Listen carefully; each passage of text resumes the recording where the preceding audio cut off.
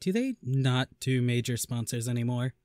Because in TV, they used to, like, for season enders and stuff, sometimes show, like, a 1-minute ad, like, this episode brought to you ad-free by whatever company has a lot of money and wants your attention. And then show, like, a 59-minute uninterrupted episode, because that would have been nice. Hey, I'm Bob West, and today I'm taking another stab at looking into my feelings about Carry On. I have mixed feelings about this episode, and I'm a touch nervous about sharing my feelings here. The episode has polarized the fandom pretty hard, and I've yet to see someone with my opinions on it, and so I'm probably about to ruffle some feathers. As always, these are just my opinions. They're not even shared by my husband. It's just me out here on this lonely rock, all by myself. So, I guess we'll just jump in. I didn't love this episode, but I didn't hate this episode. And specifically, I don't think the blame being thrown around is landing in all the right spots. There is no doubt in my mind that this episode sort of fell short of expectations, but to be fair, expectations were astronomically high. And more than that, this episode didn't get the setup it needed to thrive.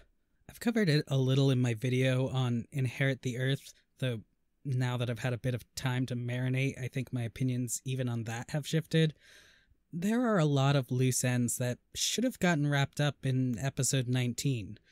The expectations shifted, so we expected those emotions to play out and carry on, but they really should have been explored in Inherit the Earth. COVID also fucked these two episodes hard, for more reasons than we talk about. It's not insignificant that the actors were away from these roles for a long time, and more than that, fairly isolated socially during that time, and then suddenly they're back and trying to pull off some of the most emotional scenes in the series. I'm just getting back to post-quarantine. I saw a friend the other day and I straight up didn't know how to act. I was overthinking how much eye contact I was making. I was not sure how far apart to sit. It was weird, and yeah, it's their job, but it's a thing to factor in. Not to mention just the number of actors they had to cut, and the silly masks they had to put in place, and weird guidelines, and in the end, we got what we got, and I think the episode was probably a few changes away from being pretty good. Here are my main issues with it, and we'll break each of them down. My first issue was straight up the music. I know Supernatural has made some interesting musical choices in the past, but music was straight up awful in this episode. It made funny moments campy.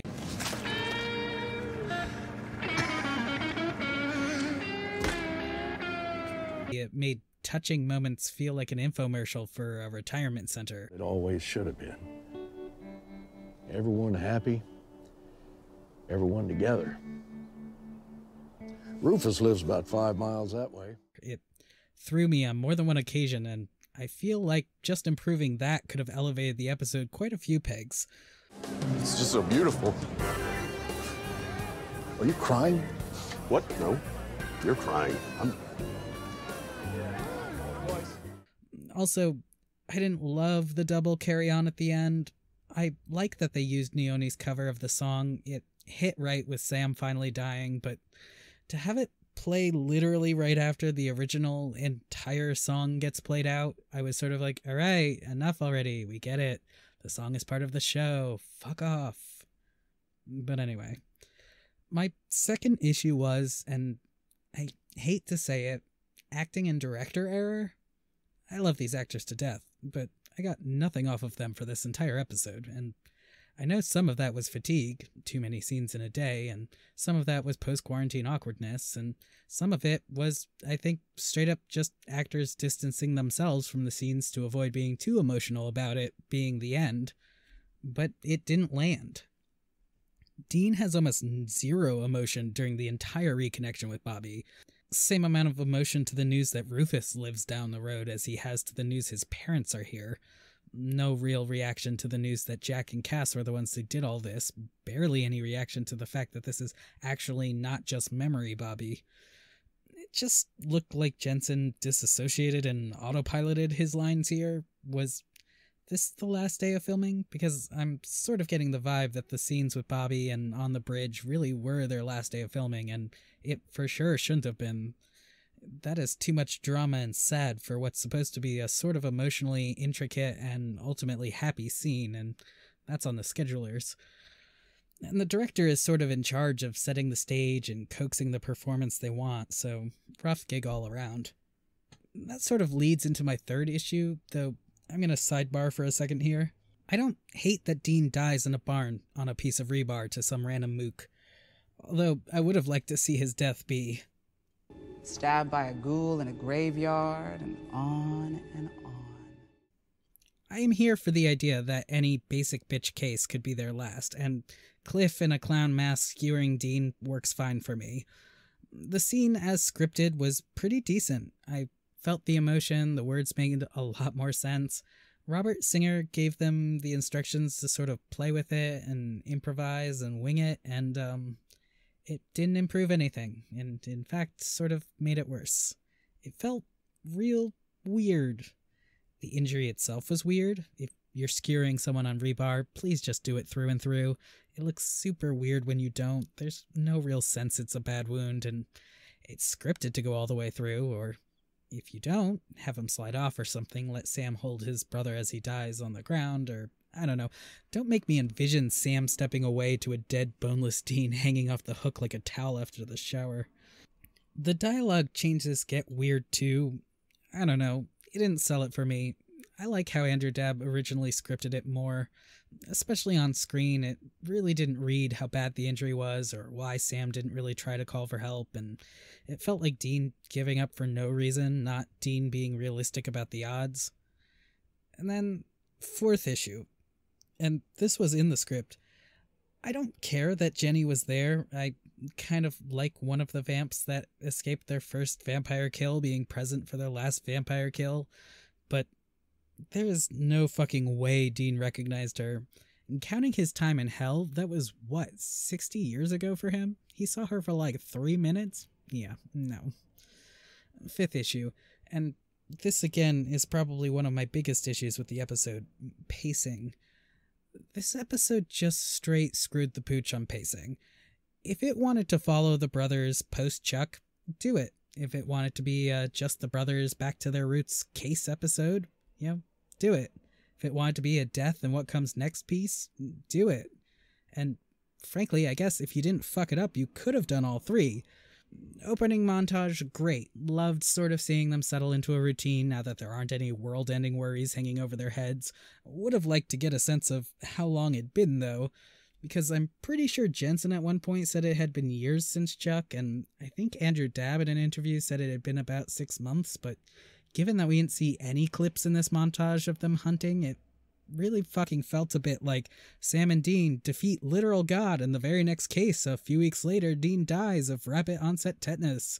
So, like, one shot of them shooting a werewolf or burning a body in a grave mixed into that whole piece would have really sold it for me. And then a pie festival? Cute, I guess, but it takes up time. Too much time in an episode that is very pressed for time. You want a cute brother moment and pie? Sure, have Sam, when he first walks into the library, bring Dean a piece of pie. Have a sweet little moment then. Mention Jack and Cass, move on. Don't do a whole location change. We don't need it. We don't have time for this. And then, case of the week. We honestly could have done with seeing less of it, just, again, to shave minutes off of it and follow Sam and Dean on this case a little more. If you're going to have Sam and Dean work a case, make that case take up more of the episode.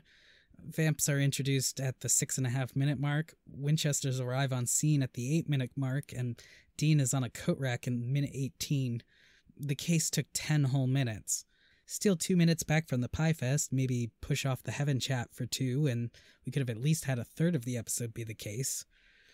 Sixth gripe, don't wuss out on Sam's wife. Fuck off with that shit. Pull the trigger. It's Eileen or it's not Eileen. It's not a COVID necessary decision. Jared admitted that it was always supposed to be ambiguous, so you could imagine who you wanted.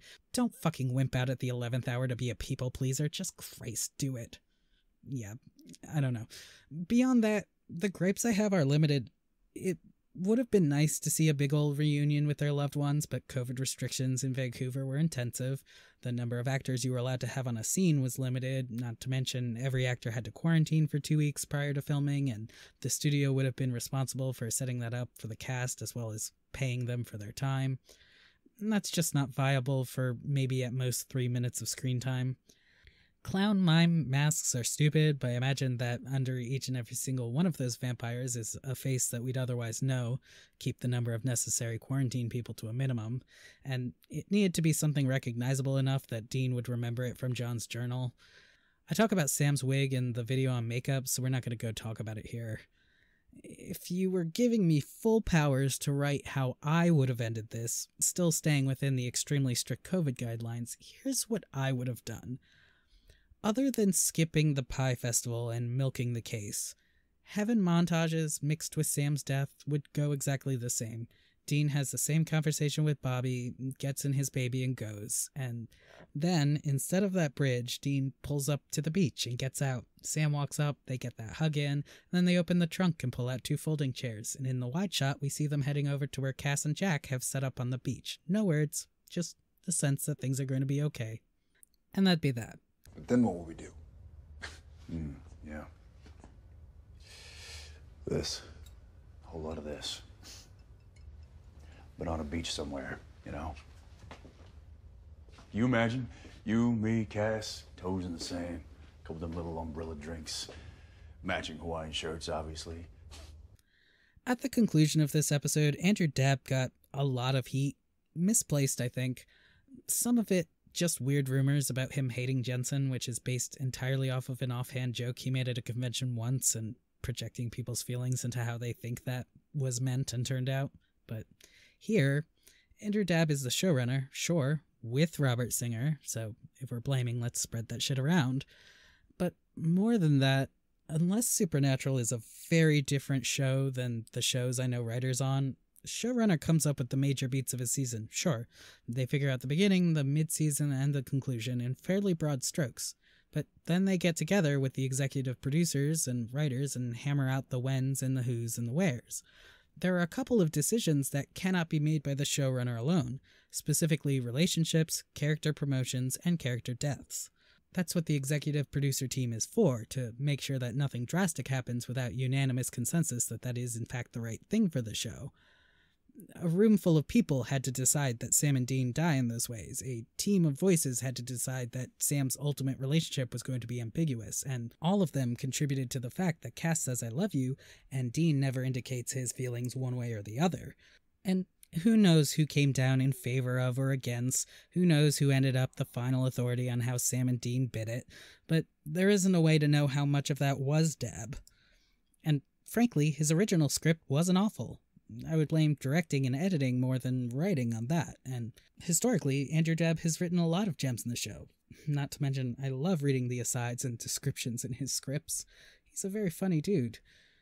So, was some of this on him? Hell yeah, but it took a lot of steps to get it here, and there's a lot of places that blame can lie. So, yeah, that's how I feel about this episode. It doesn't ruin the series for me. I found some moments okay. I think it was probably incredibly powerful to watch for the actors because they put their heart and souls into these characters for over a decade, and no matter what went up on screen, it was the conclusion of the years of effort that would really hit home. And I think if we wait a bit, another year or so, and rewatch it after we've cooled off a little, it'll be an episode that is, just okay and not such a hot and emotional shit show. Final note, I am glad to know that this bridge that war destroyed was so good it secured a spot in heaven for itself. Anyway, guys, like and subscribe, follow my Ko-fi page, and email me if you'd like. I'll be spitting supernatural opinions all over this channel for the foreseeable future, and I'll be seeing you guys next week.